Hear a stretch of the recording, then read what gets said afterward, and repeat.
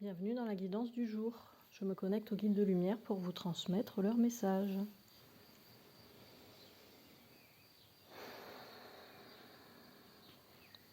Toujours bien respirer à nouveau, hein, je pense que je pourrais le dire à chaque guidance.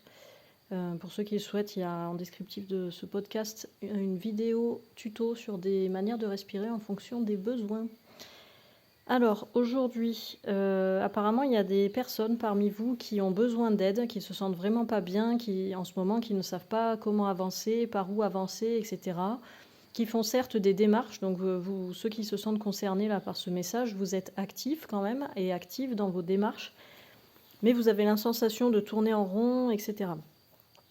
Alors les guides vous disent que si vous avez besoin d'aide, déjà c'est pas une honte, c'est pas une tare, c'est pas ça ne reflète pas un manque de compétences ou quoi que ce soit, c'est juste simplement que parfois, surtout quand on a ce sentiment de tourner en rond, il faut solliciter une aide extérieure pour sortir un peu de ce cercle. C'est comme sortir un peu comme si vous étiez en voiture et vous étiez dans un rond-point, vous tournez, et au final, vous savez plus par où vous êtes arrivé sur le rond-point, ni par quelle direction vous devez partir pour aller vers votre objectif, en fait. Et pour ça, des fois, ça peut être vraiment utile d'avoir quelqu'un à l'entrée de la sortie du rond-point qui vous correspond, qui vous fait signe pour vous dire « Eh oh, c'est par là !» Voilà, donc c'est juste ça en fait. Ça peut être une aide ponctuelle ou une aide plus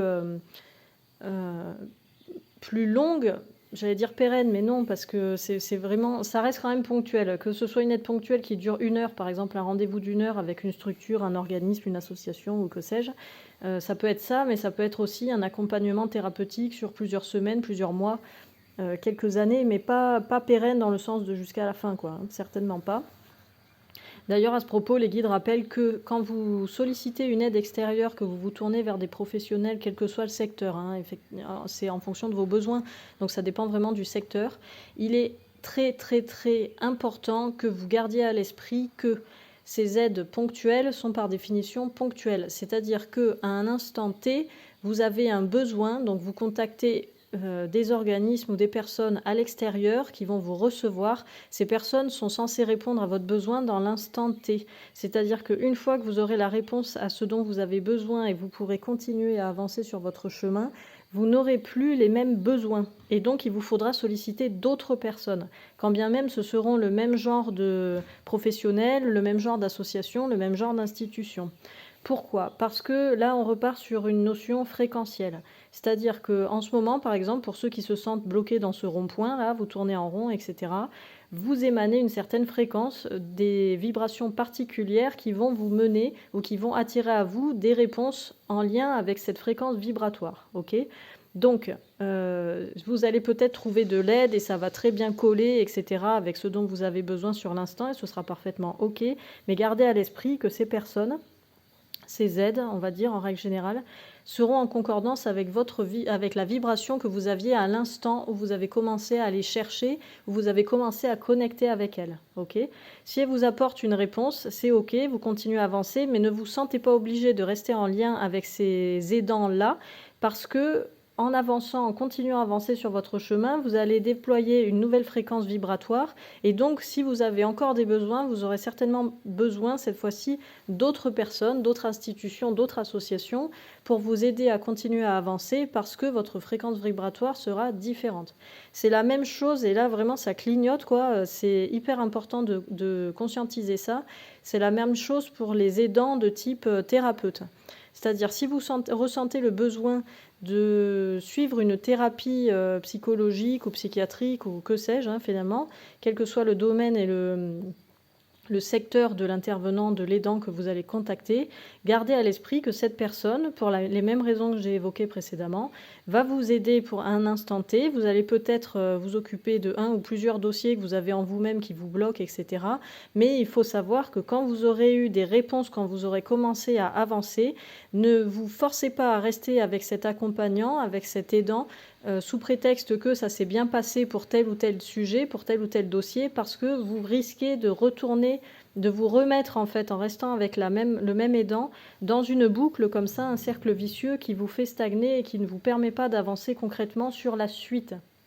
Je sais pas si moi c'est très clair là quand je le reçois, mais je sais pas si j'arrive à le transmettre correctement.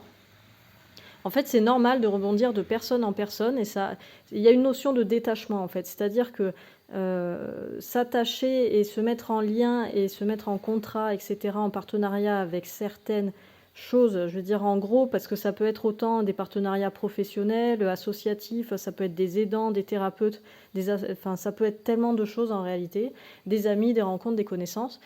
C'est, comment dire, c'est ça le mouvement de la vie, c'est-à-dire qu'il y a des personnes, on va dire, ou des choses avec lesquelles on va se lier de manière plus pérenne et des choses avec lesquelles on va se lier de manière plus ponctuelle. Peut-être parfois cette ponctualité va cesser, du temps va s'écouler, on va retrouver ces mêmes personnes, ces mêmes choses, ces mêmes institutions plus tard pour continuer à avancer. Mais quoi qu'il en soit, tout aura évolué, tout aura changé, les vibrations seront différentes et c'est parfaitement OK. Donc il y a à la fois cette notion de détachement, c'est-à-dire que dans la vie, tout a un début, une vie et une fin. Et c'est normal en fait de se faire aider parfois par une personne et puis après, de manière rapide, hein, parfois ça peut être au bout de 3-4 semaines, ça y est, c'est fini, vous n'avez plus besoin de ce thérapeute. Et c'est OK en fait, c'est OK et c'est normal. Parce que vous avez peut-être besoin d'un ou d'une autre thérapeute, vous avez besoin d'une autre personne pour continuer à avancer, à évoluer, ou d'une autre technique. Ça peut être aussi parce que voilà, peut-être la psychologie, ça a montré ses limites avec vous, vous avez peut-être besoin d'aller vers une démarche plus de réflexologie, admettons, de kinésiologie ou que sais-je. Voilà, je donne des exemples au hasard. Prenez évidemment ce qui résonne pour vous. Mais ce qui est important de constater et de conscientiser surtout, c'est d'écouter son intuition. Si vous voyez que ça commence à bloquer avec un aidant ou un accompagnant, commencez à chercher ailleurs et laissez ça en fait, passez à autre chose.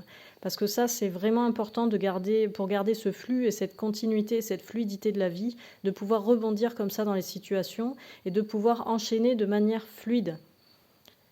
Alors les guides insistent là-dessus parce qu'apparemment il y a ça rejoint un peu une guidance précédente, il y a des aidants, des accompagnants qui ont tendance à avoir une démarche plus commerciale que humanitaire, on va dire, dans le sens bienveillant et respectueux du terme, et qui du coup, quand bien même les personnes accompagnées émettent le besoin de passer à autre chose, soit de changer de personne ou soit de changer de mode d'accompagnement, vont s'accrocher à ces patients, à ces personnes accompagnées, juste pour leur commerce, pour avoir quelqu'un qui vient payer des séances ou des accompagnements en réalité.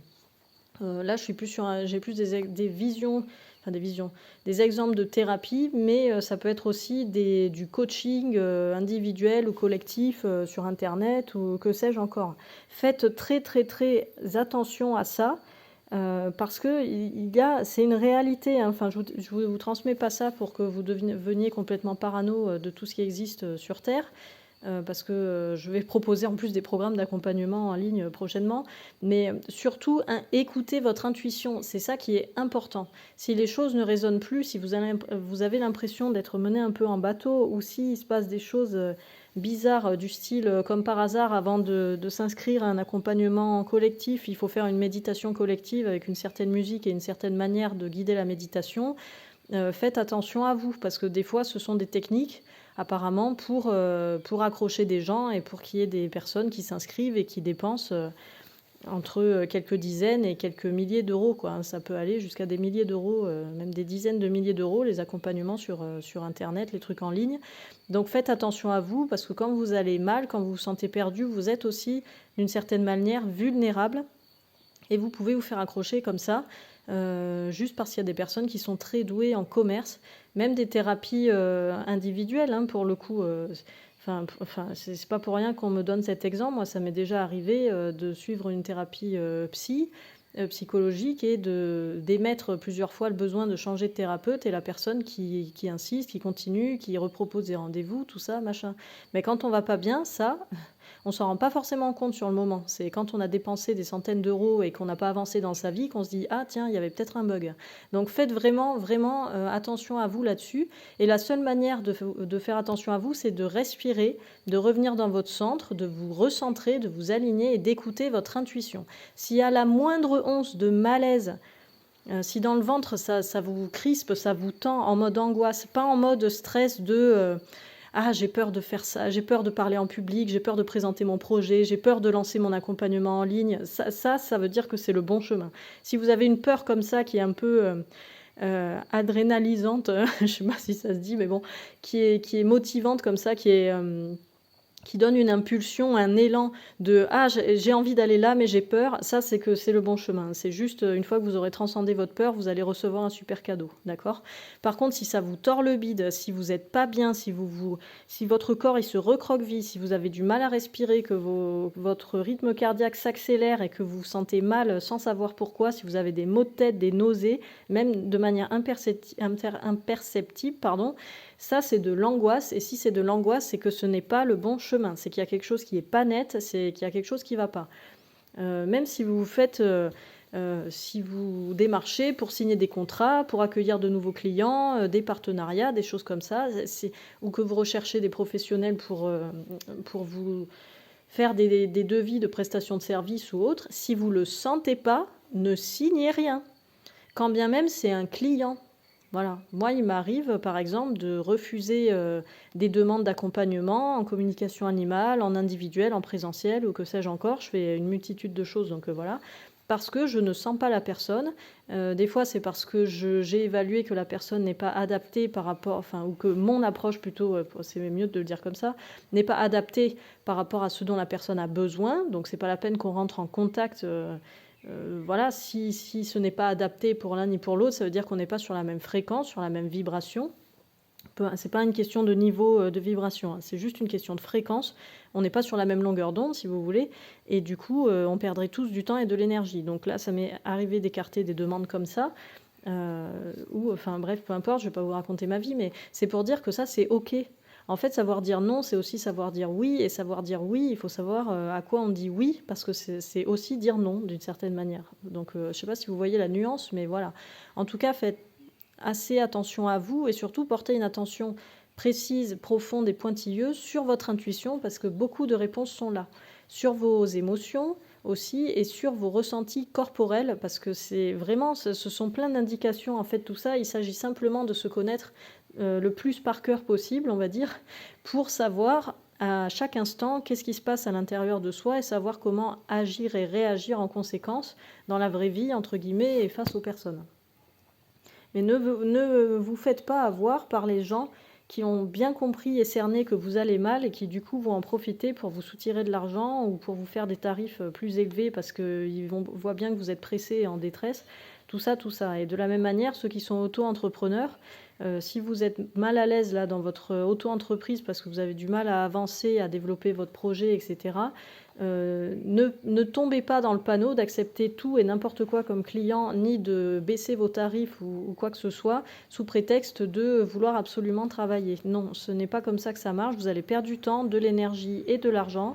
Du coup, parce que c'est aussi pour ça qu'on travaille, hein. Bien sûr que c'est normal de temps en temps d'être rémunéré pour des services qu'on met en place, ça c'est évident. On est tous en recherche d'emploi, et puis quand on a un emploi, on a tous envie de le garder, et surtout on a tous envie d'être payé pour l'énergie qu'on donne dans l'entreprise, qu'on soit à son propre compte ou qu'on travaille pour quelqu'un. Mais du coup, ça c'est important de le garder à l'esprit aussi. Vous avez une valeur, votre travail a une valeur, vos produits ont une valeur, vos services ont une valeur, et ça c'est important de le prendre en considération.